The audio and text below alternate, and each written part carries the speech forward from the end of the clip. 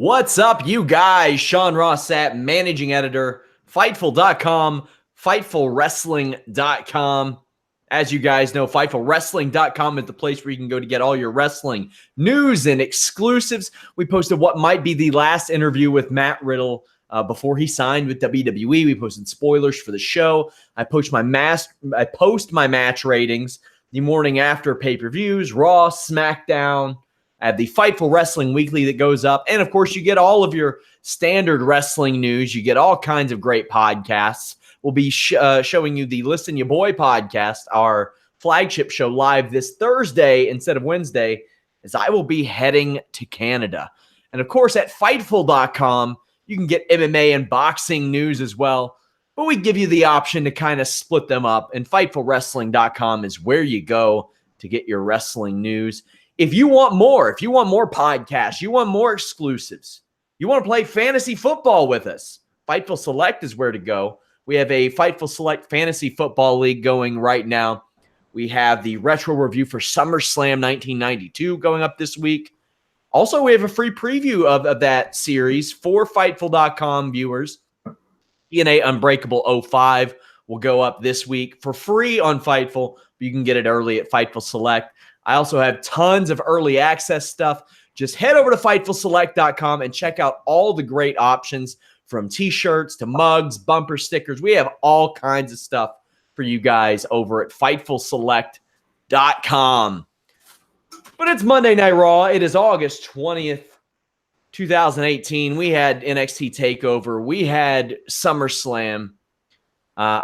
Hey, by the way, I posted my NXT TakeOver wrap-up and the Q&A podcast on FightfulSelect.com. Check those out. But we're here for Monday Night Raw and a rather exciting end to Monday Night Raw, which we will get to. But Alex, how you doing? We were saying off the air, we're not conditioned to an exciting end to the point to where it's almost confusing. Yeah. What are they trying to do to us? It's a major plot point that has all kinds of implications. None of them are exactly clear. So many things happened, but then again, did anything really happen? There's a giant flashback to the days of yore when Sierra Hotel Indigo Echo Lima Delta was a thing. Who knows? Woo! I can't wait. Programming note, guys, this week, no Holy Smokes MMA podcast. We will be back next week. I'm traveling to Canada. Not sure why in my head I didn't say, maybe I'll do a live show with James Lynch and Joe since they live in Toronto, but scheduling is what it is. But James Lynch will be joining us every week on the Holy Smokes MMA podcast starting next week. Let's get into Raw. Roman Reigns comes out to huge boos, says that he is a man of his word, and says tonight he's going to defend his championship in Brooklyn against the guy who won his title in Brooklyn and never got his shot at it once he had to relinquish it in Finn Balor. This gets a huge pop, Alex. I think it was the right move to start him out with. I mean, he's getting booed no matter what. They really hammered it home all night, though. Hey, he's doing the right thing, and this is so much different. And you can tell the Brock Lesnar era is behind us. Right. And that's good. He wasn't on the show tonight. From what I understood, a lot of people thought he would be. He was booked. He was booked for the show. So yeah, I liked this. There was something I didn't like all night, was that Roman never once acknowledged the fact that he pulled a Jinder Mahal. His opponent was much more concerned with beating up a dude on the outside of the ring, and was so concerned with that he wasn't looking when he got hit with the finisher, which is exactly the way Jinder Mahal won all of his matches as champion. And we all hated it and said, this is stupid. We don't like this. But if Roman does it, I mean, and it's fine. I'm happy he's the champion. Again, as I said last night, I don't feel like that's how you really wanted to crown your golden boy. Well, it's so it we'll remains see. to be seen. We'll talk about that later, but it remains to be seen. Finn Balor comes out. He gets a good reaction. He is followed by Constable Corbin. Corbin says what we suspected that he would say, that he wasn't prepared to face the Demon. He agreed to face Balor, and tonight he will. However, Kurt Angle comes out and says that he makes the matches, not Corbin.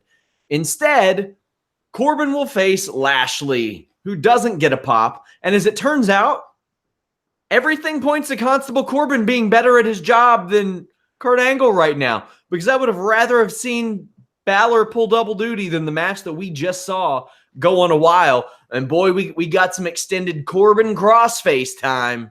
Yep. Lashley defeated Corbin. This was one of those matches where the execution was fine. On my match ratings, this will be one of them that gets pushed below a 5 out of 10. Not based on anything from a technical aspect, because it didn't make sense and it was real goddamn boring.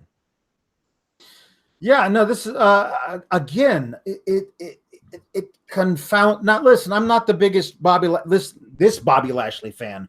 I was on record when he showed up after seeing what he did during his most recent run in TNA. I thought this guy had star written all over him if they just booked him right. Surprise, they booked him terribly. But for a while, leading into Extreme Rules, they booked him really strong. So strong that he beat what is now current Universal Champion, clean as a whistling sheet at Extreme Rules, and then wasn't on the next pay-per-view. I honestly, I can't defend that at all. So the night after this pay-per-view, he comes out and beats Baron Corbin, a guy he's had no interaction with. So, there was no reason for the match to take place. These guys don't seem to work really well together. It was all just a kind of a weird mismatch. Then they're not letting him do the old Dominator, so he's doing some weird, like, off to the side version of it, the Yokosuka cutter. Yeah, the Yokosuka cutter, which Sienna, as you pointed out, Braun Strowman used briefly, and Chuck Palumbo used back in the day as the full throttle, as Kyle pointed out to me. Yeah. I had completely forgotten about that, but I knew it had been done somewhat recently, and it was Braun that did it. However, the Power Slam just works so much better for Braun, and he has it over. Lashley dominates Corbin early on. Constable rushed him out of the ring. That was a nice spot. And Corbin modified his boss man clothesline spot to the outside of the ring. Then we got that good old Corbin crossface I tell you all about. It's a mixture of a half Nelson and the crossface chicken wing, and it is his go-to rest hold. Mm-hmm. Lashley wins with that Yokosuka cutter, the Yokosuka cutter.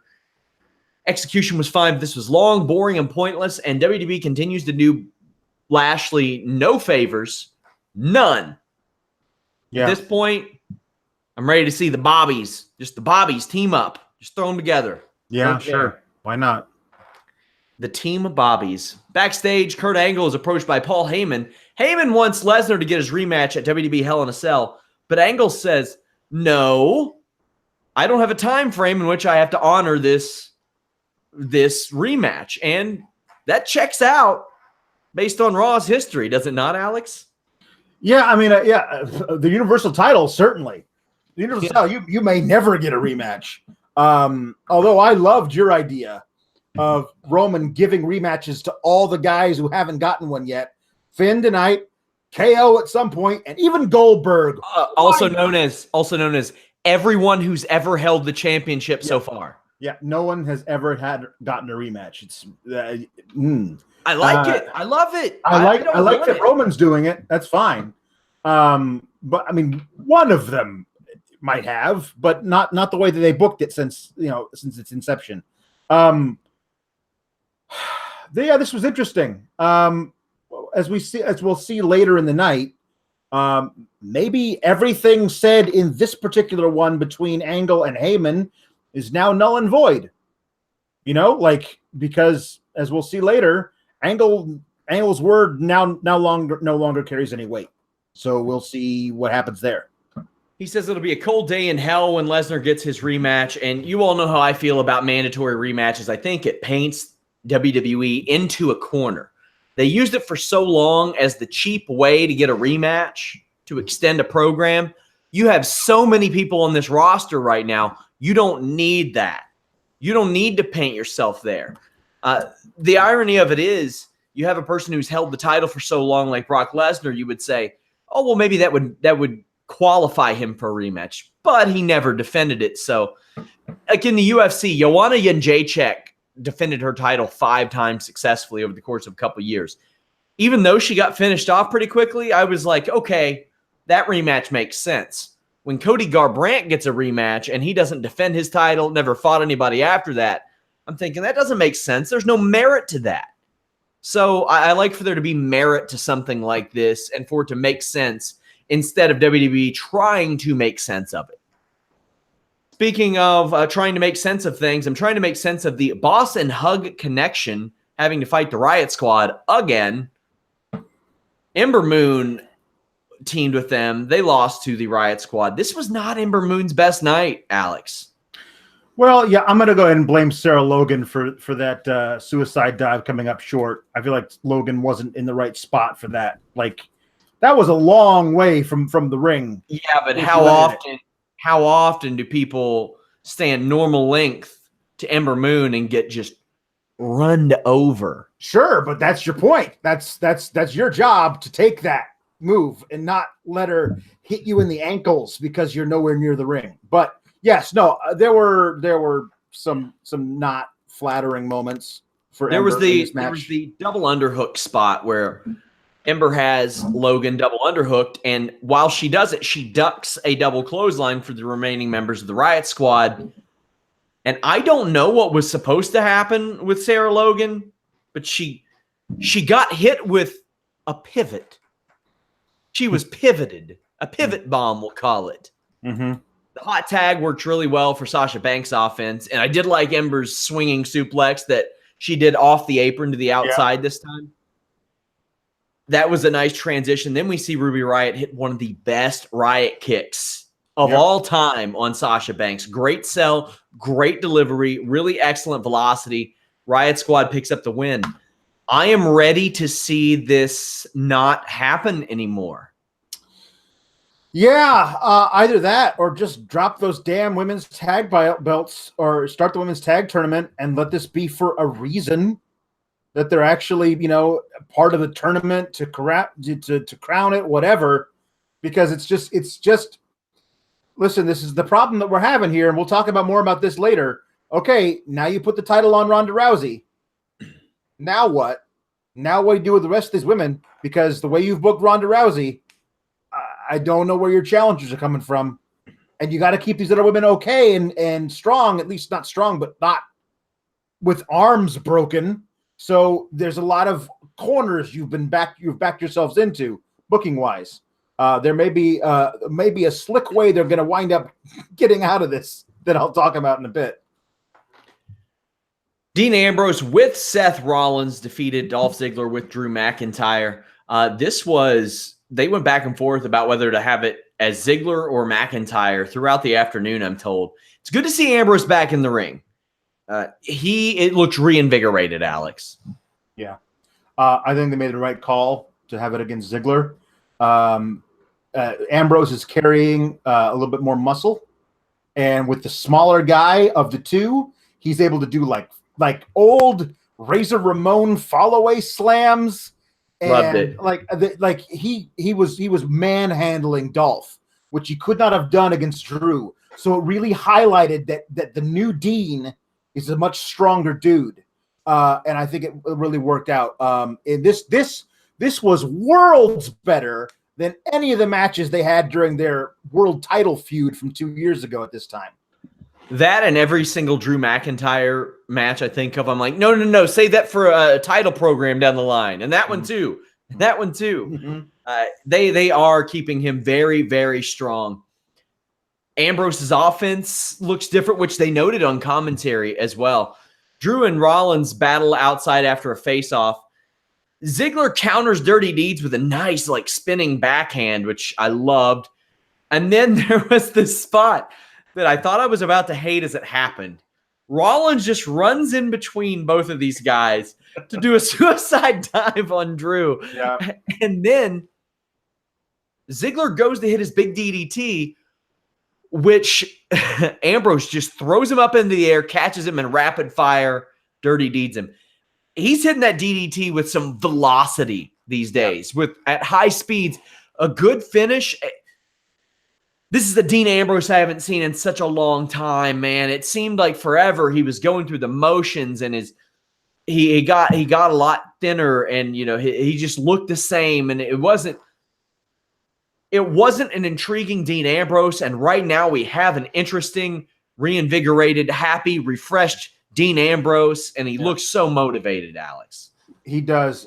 Some people have been making a big deal out of this, and I actually really like it. We haven't heard him say word one since he's been back.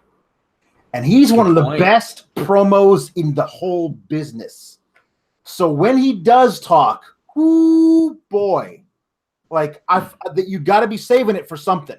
Like whatever he does, when he does his first promo, it should be great. Now, I was also watching this when the things broke down on the outside between Seth and Drew, and it got contentious. I was like, listen, I love Bo and Axel as much as the next guy.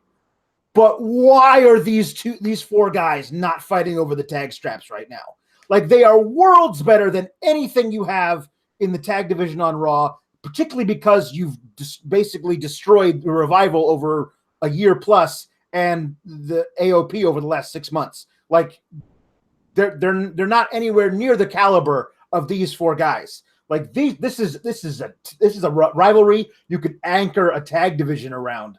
I really loved what I was seeing between these guys, and I'm looking forward to the inevitable tag matches in this feud, as well as Seth versus Drew, Dean versus Drew. All those combinations are going to be great. Yeah, we're going to talk more about the tag team scene later. If this is your first time checking out the Fightful.com podcast, we are from Fightful.com, FightfulWrestling.com. We have Alex on the show. We have Jeff Hawkins on the show. We've had Anna Boward on the show previously. They all have acting and stage experience. I think that really helps to break down the intricacies of something like that.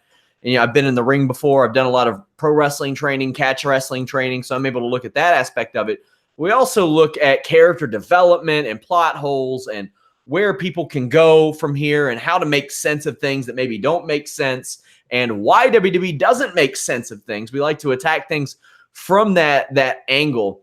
And there are some real holes in the tag division, some real holes in just anything making sense in that. And we're really going to get to that later. Elias is backstage going off on a stagehand. He's in the ring performing when we come back from a commercial break. Elias knows that someone messed with his guitar. I think it's the same person who laid out Aleister Black. That'd be great if there's a little bit of crossover. And the same person who threw a pie at Kevin Owens. Yes, because we still have no idea who that was. Yeah. The same person. It wasn't Boss Man. But the same person who raised the briefcase at King of the Ring 99. Yeah, and the same guy who took out Hideo Itami several years. All the same guy. So who's been around that entire time? Triple H did all of it. Triple H did all of it. So he's interrupted by Kurt Hawkins, who gets a pretty decent reaction, considering all things considered, Alex. Yeah.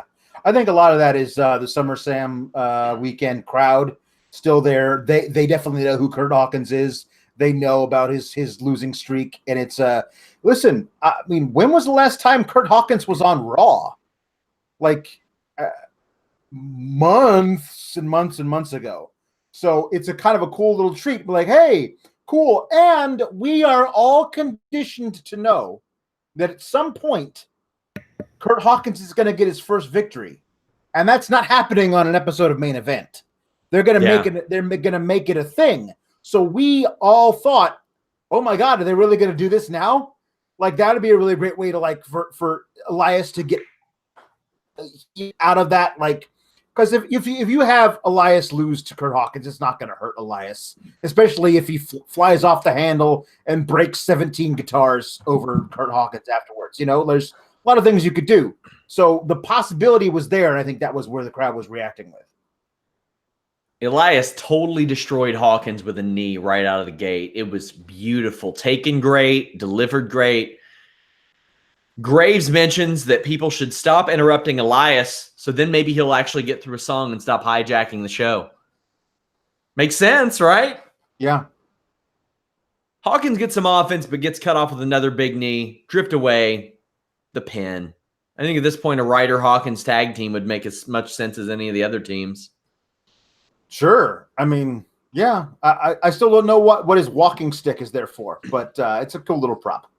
Well, you know. Walk softly, carry a big stick, so they say. So they say. How long has Kurt Hawkins' losing streak been? Well, since he came back, I guess. Like they ran all those ridiculous promos for him on where there were Kurt Hawkins facts when he was Face coming the back. facts. Yeah, Face the facts with Kurt Hawkins.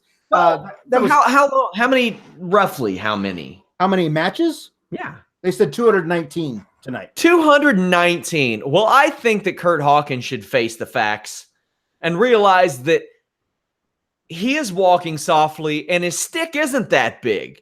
No. But if he and you are tired of going on a losing streak, our friends at Blue Chew can help. Blue Chew, B-L-U-E, like the color blue, my beautiful shirt. They can increase your performance in the bed, increase your confidence in and outside of the bed. Maybe it translates to the ring. You know what? I get the feeling you'll go 69-0 with BlueChew.com. Blue Chew brings you the first chewable with the same FDA-approved active ingredients as Viagra and Cialis, so you know they work. You can take them anytime, day or night, even on a full stomach. Undefeated or on a losing streak, it'll get you going. No in-person doctor visit. It ships straight to your door in a discreet package. No waiting at the pharmacy. No more awkwardness. You can take them anytime, day or night, even on a full stomach. And since they're chewable, they work up to twice as fast as a pill. Now get this. How about investing in yourself? You can get your first shipment free. First shipment free. Use that code FIGHTFUL. You just have to pay $5 shipping. I mean, there was a plug on being the elite for Blue Chew this week. Was there? Yeah, and if you want to be elite in the bedroom, BlueChew.com, code FIGHTFUL. Man, you'll be doing some plugs of your own if you know what I'm saying. BlueChew.com, code FIGHTFUL. They are the better, cheaper, faster choice. And we thank them for sponsoring the podcast. You should head over to Twitter at GetBlueChew and thank them as well. Let them know you heard about them from us. 69-0, never lost. Up next, Authors of Pain defeated Titus Worldwide. This was weird. So, backstage, Titus can't find Apollo and Dana Brooke. Then when he does, they kind of give him the cold shoulder. Sort of. I almost felt like... Go ahead. I almost felt like they were, in the middle of, flirting. And they're starting to, do that thing. I was like, that's weird. I'm just saying, I know that there are superstars. I don't know if it's Apollo that use BlueChew.com. Ooh. Fightful. Possible. And I think, when rumor gets around, but this plays into this match, a very, very weird match, too. Yeah. So Titus gets worked over and hits a suplex. Apollo comes in, gets his ass kicked real proper. And there's this awkward front choke for 30, 45 seconds that did not belong in this match. It was a really weird spot. Real weird spot. Eventually, finally, Authors of Pain win with the last chapter. They had hit their nice sidewalk slam stomp as well, which I like a lot more. But the majority of this is Apollo fighting by himself. There was my favorite spot of the match, though, is where Apollo gets push-up kick-out. Mm-hmm. And then he immediately does a standing star press. That was very nice. But other than that, this was just really weird, and it sucked, and it didn't make any sense. Yep. What's up with this? What's up with it is they do not know what to do with Authors of Pain. And they think that that having them go up against, these mid-carders in that we have affection for Titus worldwide, even if we don't take them seriously. Having the Authors of Pain in a feud with them on TV, they think will build their brand until which time did they say, okay, now you guys get put at the top of the tag division. It's not working. These guys were ready-made out of NXT to come in, wreck shop on everybody, and demand a title shot, which they should win in under 2 minutes, and then you have everyone else chase them. That's how you build guys like this on the main roster. They're absolute license to print money as monster heel tag team, but you kept them off TV forever, and now that they're back on, they're in a 50-50 feud with Titus worldwide. Like it's really, really, it's terrible. Like, this is the thing, is that they're asking us to, like, oh, well, we'll slowly build their credibility, and then when they need it, we go, no, we watched them barely beat Titus worldwide. You're not going to convince me that they're going to go up against the Shield and have a shot at it. You know what I mean? Like, it's just... After the match, Dana was clearly much more concerned with Apollo than Titus. What do you think they're going with this? A split would seem natural. I mean, they don't need any more jobber teams on Raw. No, they don't.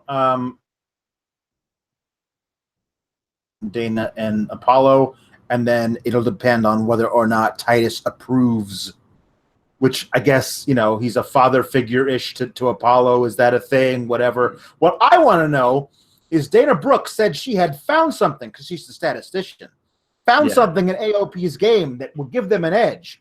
And I want to know what she found and why it didn't work. Probably the same thing that she found to, win the Royal Rumble or any number of things. Yep. So Stephanie McMahon has the entire roster out for this celebration, and this was just awkward in general. This was just, look at the looks on their faces. But Stephanie takes credit for Rousey's success in WWE, calls her a protege. Rousey comes out and really plays off of the criticisms of Stephanie McMahon and says, for once, it's not about her. It's about the women at ringside. If WWE thinks that people don't see through this, they're really wrong. Now, the thing is, Ronda is very popular backstage. Mm-hmm. She is legitimately really liked because of her work ethic and showing up and how friendly she is and how friendly her husband is and even how friendly her friends are. And they're a part of the family now, too. So when she says, get on up here, guys. Give yourself a round of applause. You deserve this. It comes off as condescending, even though it's not meant to be. And if she were to say it seriously, she would mean it.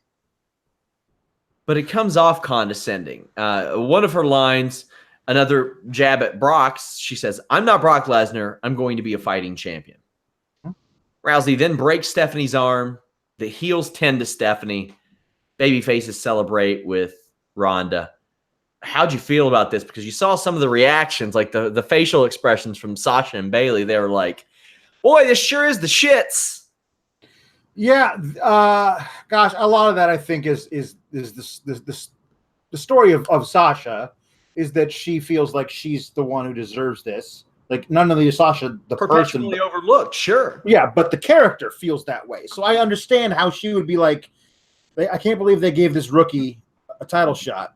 And she didn't earn it. They just gave it to her after she had won the pay-per-view before or whatever, 2 ones before. So I understand that. Don't understand. Did Nikki and Brie get drafted to Raw? Like, I don't know. Understand why they're out there or even part of this thing if they're not building to this eventual thing at Evolution, which I don't want to see between Nikki and Ronda. But this whole thing was just laid on so thick.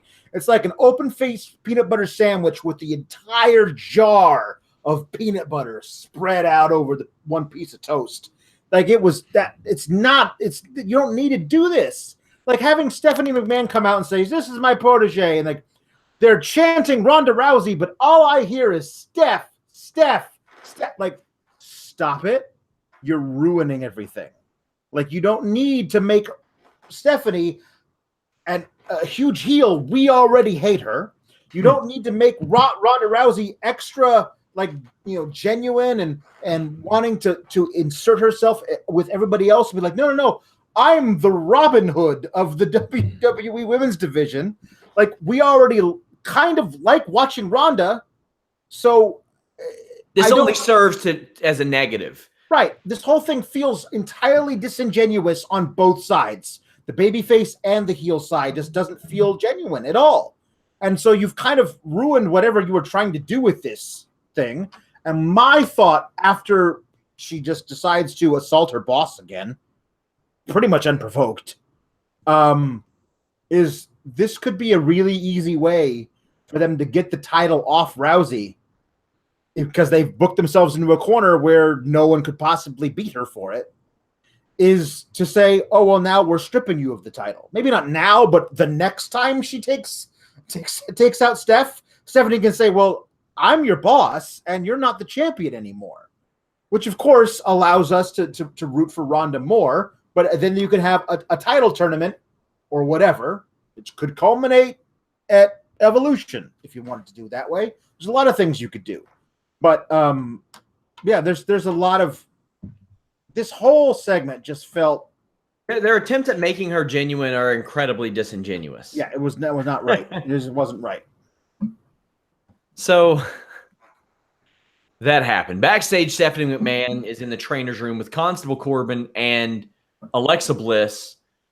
They go off on Kurt Angle for being irresponsible, to the point to where Stephanie McMahon names Constable Corbin as the new acting GM of WWE Raw. It has been a while since we've had a heel authority figure on Raw. I have not really missed it, to be honest with you. I get the feeling we're going to see some Roman Reigns and some handicap matches and stuff like that, but we'll let's reserve criticism until it happens, because for all we know, maybe Constable Corbin is portrayed as the the next coming of, I don't know. Teddy Long was pretty good, I guess, outside of tag matches. Yeah. Thoughts on Constable Corbin as GM? Is he still the Constable, or is he GM Corbin? I think they'll call him Constable Corbin, the GM, which of course doesn't make any sense. But here's the thing: he can make his own matches, and I fully expect to see him continue to wrestle. So maybe he'll just like book himself against, Tyler Breeze a lot. I don't know. Yeah, this is fine with me. Kurt Angle's been objectively a terrible general manager for most of his reign on Raw. So okay, great, Kurt, you can go away. And yeah, they gotta have a heel general manager because Roman Reigns is your babyface champion, and the only way it's even possible for him to lose is if the deck is stacked against him. That way he can fight from underneath over and over and over again. We'll talk about this. I love the title match because it was Roman, like, he wasn't playing the underdog because he was twice the size that he was fighting. It really worked. It was really cool and compelling to watch. And I feel like that's the last time we're going to see that for a while. I'm optimistic. We'll see how it goes. It's going to be a change, a little bit different. Yep. We have a series of matches up next. Scott Dawson defeated Bo Dallas. Dash Wilder defeated Curtis Axel. Nothing, amazing, but I loved watching Dash and Dawson work as singles because we got to see some offense that we don't usually get to see, including Dawson winning with the Rampage. Yep. And then Wilder hits a fireman's carry backbreaker and then wins with a gory bomb, Alex. Yeah. Who knew that these guys, how could we possibly have known that two of the best tag team wrestlers on the planet, if you tell them, here, wrestle a 6-minute singles match in which you win, how could we possibly have known that they would have great offense and figure out ways of pretty cool, badass new finishers? Yeah, of course. This is the problem. is that you've spent so long making us feel like they're a joke that all of a sudden, when they're good, we're like, well, this is a surprise. When we shouldn't be surprised by this at all. They're great. And I love their finishers. I particularly loved Dash's fireman's carry, like up over the shoulders, then forward, flip him forward onto the backbreaker. That was great. Please tell me again why, at the very least, you don't have the Revival as champion. If not Authors of Pain, if not Seth and Dean, if not Drew and Dolph over B Team. No. They're fine. You know, they're cute and everything, but you can't have them be the face of your tag division. Not when there's that much talent out there available to you.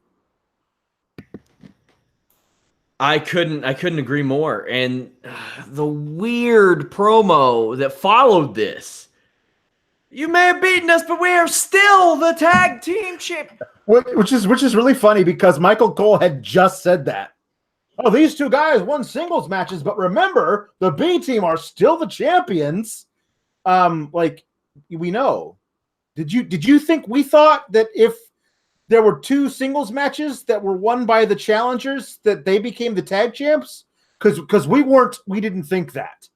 Like earlier in the night, Michael Cole actually blamed the damned numbers game for a loss by a team that was in a 3-on-3 tag match. Like Michael Cole might need to take some time off along with Jonathan Coachman. Let's just have Renee and Corey in a one-woman, one-man booth. Let's just do that for a while.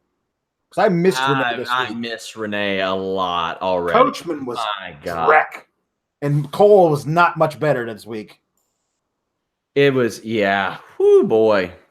Reminder, guys, check out FightfulSelect.com for additional premium content. Every month, 2 Q&A podcasts, 2 dark match commentaries, 4 episodes of the Fightful Weekender podcast where I review Ring of Honor, BTE, Impact, Lucha Underground, weekly episodes of the NXT 205 live review. We have retro reviews every single month. That's all at Tier 1. Tier 2, you get additional stuff like shirts. You get to submit questions for interviews, all kinds of neat stuff. You can go up even a tier. You get a Fightful mug, and you can pick the content. You want me to do alternate commentary on a match? I'll do it. You want to pick out the retro review? You want to pick out a column for one of our columnists to write? You have that option as well, all the way up to really expensive sponsor packages where you can buy a month to 6 months of sponsor spots on Fightful.com. You can even buy a crazy package where you fly to Toronto like I'm doing tomorrow. Taking in a Jays game this week. Hot dog. FightfulSelect.com. Join the fun. Like I said, all subscribers are open to playing fantasy football with us this year. I'm very excited to stomp some weenies. You guys are going to need that Blue Chew. Code Fightful. After all the weenie stomping I'm going to do in fantasy football. Main event, Universal Championship. Roman Reigns defeated Finn Balor to retain the championship. I thought we talked about the idea of him giving an opportunity to everybody who hasn't got their rematch. Braun Strowman backstage, however, his character's been weird. Yep. Lately. Yep. What do you make of it? Well, it's because that they wrote themselves into a corner. They gave this unbeatable monster a guaranteed championship victory, and then they're too scared to use it. So because they can't, because they got to make sure everything else is going the way they could have easily given this to anybody. Like you could do it you give it to a heel, and the heel will backstab somebody. You could give it to a small babyface like Finn. If Finn gets it, he's the kind of guy who'll come out and say, "I'm challenging you," and then we can root for him or something. Or he can use it on a heel. That's fine. But with this guy, it doesn't make any sense. So all the things they're writing for him to do also make no sense. They had a whole storyline where Kevin Owens challenged him for this belt, and endured all kinds of humiliation at the hand of him, only to say, I'm gonna fight you at SummerSlam for this briefcase, and I'm gonna get beat in a minute. And then he's not even on the Raw the next night. And so Braun Strowman, the whole like, come out there, I'm gonna challenge you. I'm going to beat you after you've already lost this match. After you've already won this match that was really hard, but I'm going to wait. I'm going to stand over here and do it. It doesn't make any sense.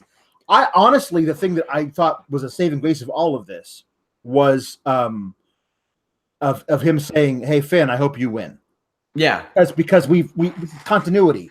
They are friends. They've tagged many times recently. Yeah, they have. They've gotten along, established as buddies. So I like the idea of Braun being honorable and saying, "Hey, good luck tonight." Because also, as we'll see later in the night, I thought there was a really cool opportunity for him to basically help his buddy win the match by distracting Roman. So early on, Reigns cuts off Balor a couple times. One with a big punch and another where you throw the person's foot back and slam them on their face, which it sounds like you're doing to your beverage every time you set it down, Alex. Sorry. Just a heads up. So early on, it was very much a 2015 to 2016 Balor performance, and that's not a good thing, but that changed. That picked up. Balor got the crowd fired up with just aggressive stomps, which ain't easy to do. No, man. They stomped a mud hole, Alex, and got this crowd all into it. They were so hot for Balor in this match. They wanted him to somehow pull this out. I mean, it would have been a huge thing. Like it's objectively true that he had his crowning achievement in WWE as a whole, beating Seth Rollins in Brooklyn at SummerSlam 2 years ago to become the champ. Little did we know the whole thing with the damn torn everything in his shoulder. And then the next night, absolute crushing defeat, having to give it up. And this crowd, a very large percent of these people who were here watching him tonight were there 2 years ago in the same audience. And what kind of a connection they would have to be able to see him win it, have to give it up because of injury, and then win it back. Like, you could tell the crowd was really pulling for that moment, so they could say, "Hey, I was there for it," And that's not lost on a lot of people, I think. So Balor hits the Eye of the Hurricane for 2.9, gets a nice reaction. He got power bombed after those stomps. Sling Blade and a Superman punch both hit, but Balor kicks out too. Balor was made to look very strong in this match. Yeah. Like, he was really putting the pain on Reigns. WWE production missed a Reigns Superman punch. If Kevin Dunn has one fucking job on this planet, pal, it's to get Roman Reigns' offense on camera. Yeah. Instead, we got some fella at ringside going, "Wow." Yep. Okay. Braun Strowman's music hits and Reigns gets distracted. He gets drop kicked into the corner, but avoids a coup de grace, spears Balor for the win. Really good match. Really good way to have a bit of a foggy finish to give each man some credibility. It was exciting. I liked it. What did you think of this finish before we get into the aftermath? I thought the finish, there was a while he was sauntering to the ring and Finn hit the drop kick into the corner. I was like, if Braun helps his buddy Finn beat Roman, and then instead of cashing in, gets in and raises his hand and says, "As long as you're champ, kid, I'm not cashing in. I like you." I mean, listen, honestly, there's a bit of a soft side to Braun. Like, when you actually see him like talking to people off camera, that I think is kind of cool, and you could find a way to do that. But obviously, that's not what we got, and I had that thought for all of 5 seconds before the spear hit. That's not Braun. I would rather smell a mummy's farts than see Braun Strowman like that. Wow, I don't want it. Yeah. It's very specific. Well, I specifically don't want to see Braun act like that. I mean, like a mummy's farts. It's a mummy's farts. Imagine how bad they'd be. They'd be bad, I suppose. So Braun goes to cash in, and then we hear it. The Shield's music, only distinguishable by the fact that there are calls before. Yep. They come out. What a reaction. What an ovation, and what a moment. WWE is all about moments these days, and this was a moment. And it's a moment for several reasons, Alex, because we don't know what's going to happen next week. No, we don't. We don't know how we're supposed to feel right now. We don't know how we're supposed to feel next week yet. Right. We don't know how things are supposed to be. Roman Reigns gets booed. Is it all a ploy just to get Roman Reigns cheered? Yeah, that's the most likely thing, I think. The most likely thing. Is it a ploy to try to get Strowman booed? Is it a heel turn? Any number of things. But even then,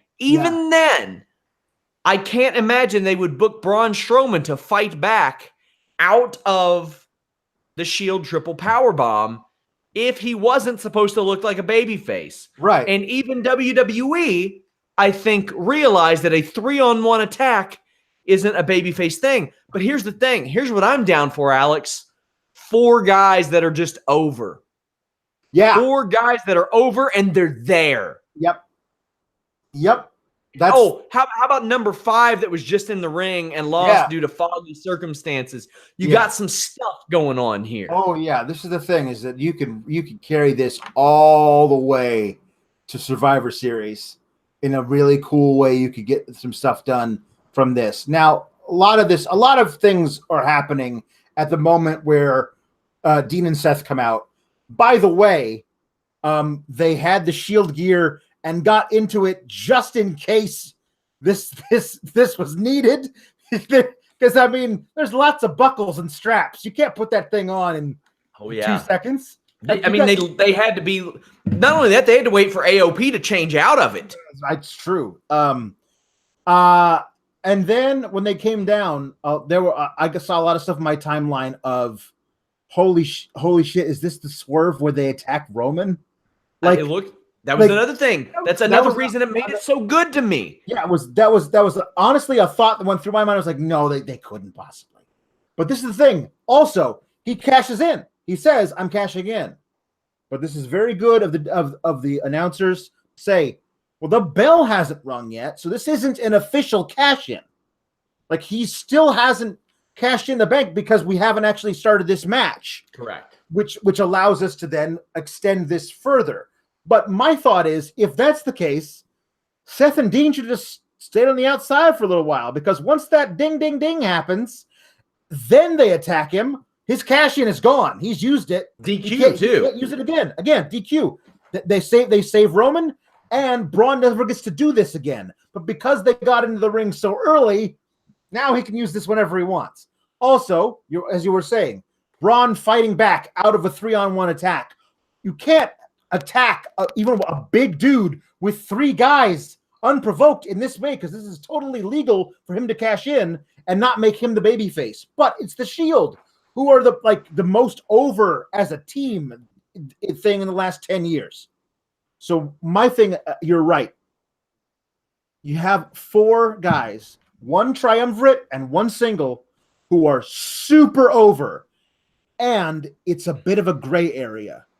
It will vary from audience member to audience member.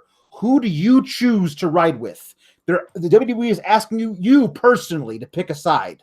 I root for Braun or I root for the Shield. And the dude you're sitting at home with on the couch might have a different side that he's picked. Lots of shades of gray here. Lots of shades of gray, which they usually don't do, which is why I have no hope that that's actually how it's going to continue. Yeah, I don't have a lot of hope that that's what they plan, because I don't have a lot of faith in them as storytellers these days. That's correct. Yep.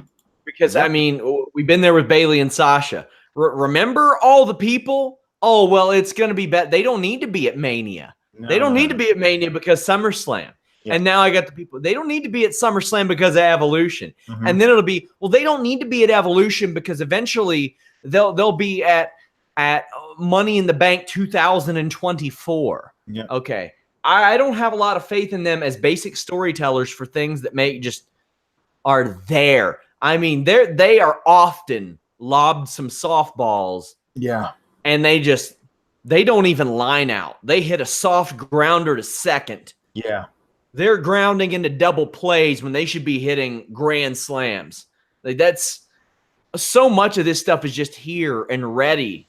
Yeah, the thing that I love about this that has the most potential for something for me is Corbin through Steph wanting to use Braun as the blunt object of the authority to smack around Reigns and Ambrose and Seth, and Braun being able to do like, I'm not doing it for you, I'm doing it for me.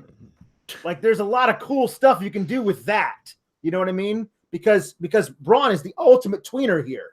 Because the evil authority is going to want to use him to their ends, and he's not doing it for them, but he still wants a piece of Roman. There's a lot of cool stuff that there's there that is gray area, and yet, as we've said, I do not trust them to tell any of it that way. Yeah, either way, I thought the finish was outstanding. I thought it was a blast. I was excited. I was on the edge of my seat. I'm excited to see next week's Raw. Yeah. When was the last time we said that? I mean, I always come into the show optimistic. And if anything, if the show doesn't entertain me, I'll try to at least entertain the people in covering it. Yeah. I'm excited to watch WWE Raw next week. And, you do have some pessimists saying, oh, that's like the worst finish, well, just to get Roman over. Okay, well, let me see and wait and find out if it's to get Roman over. Yeah. Let me watch it play out. And then I'll reserve judgment. If it deserves getting shit on, then hot dog, I'll shit on it. There's a really interesting dynamic available to them to book a Shield versus Braun and Dolph and Drew match. Because Dolph and Drew hate Dean and Seth, but I don't think Braun and Drew would get along well at all. So there's all kinds of different relationships you could mess with here. But again, they don't like to tell things that are interesting and new. So I'm really interested to see where this goes from here. But I'm not get my hopes up. There are also those AOP guys who, if they they're involved in a blood feud with Titus Worldwide. So. I like that Joe Holbert, one of our writers, said that had the idea of maybe Alexa Bliss serving as an assistant GM in the meantime. That'd be good. That sounds like a great idea. It's a great idea. One of our viewers, Jeff and Nola, says, this could be a way to get Roman and Braun into Hell in a Cell. The structure would make sense. Yes, it would. But, man, I don't believe that Roman Reigns could beat Braun Strowman in a Hell in a Cell unless Braun Strowman destroys and rips apart that Hell in a Cell and the Shield get involved. Yes, which is how they would book that. Sure. Yeah. There's a lot of things that are available. And as we said earlier in the night, Kurt Angle said to Paul Heyman, Brock can't have his rematch at Hell in a Cell. But now Kurt doesn't make the matches anymore. So Baron Corbin could easily say, Paul Heyman, yes, Brock does get his rematch at Hell in a Cell. Like, there's a lot of things that are on the table to see. And again, like I don't know the last time I have been so looking forward to the possibilities of the main event, like universal title storyline on Raw. There's so many ways of actually because also the Intercontinental title storyline is wrapped up in this. Like there's all kinds of things. I completely forgot that Rollins was the IC champ. Exactly. Like he's going to have matches with Drew. Like there's a very easy way to put the IC title on Braun for at least a few weeks. You know what I mean? Like just here's this title match and I'm going to make you face Braun, Seth, says Baron Corbin. There's a lot of cool things you can do here where you can trade belts back and forth for a while because all these guys hate each other. And so many people, except for the Shield, have no allegiances between them. But all these other people do, is they hate the Shield. That's a really cool dynamic you can play with. let's see what they do. Here's some news bits, as I won't be here tomorrow. Mr. Warren Hayes will be filling in for me. He is my full-time fill-in, which I don't miss very often, but here's some news. Hiromu Takahashi stripped of the IWGP Junior Heavyweight title due to injury. Man, had to see this coming. That was a nasty, the Steenalizer or whatever. Yeah. They haven't used it in a while, but man, that was nasty. Get well soon to Takahashi, but everybody saw this coming, Alex. Yeah. No, it's definitely tragic, and we'll hope for as speedy as we can. Also, we have the Glow renewal, 3rd season. This is good news. Yeah, sure. Yeah, anything that gets it, more eyes onto that kind of a thing is good for us. Rowan, a report due from PW Insider says that Rowan may have sustained a bicep injury. Those guys cannot catch a break. They can't. Those two can't stay healthy together, and then you throw Braun in the mix. It makes it even worse. Bray, No DQ match booked for tomorrow night. I think it's the right move. If he is hurt, get the titles off of him. However, I saw somebody say, why not align Harper with Sanity? That makes a whole lot of sense. Yeah, it really does. Harper and Dane together is a duo I don't want any part of.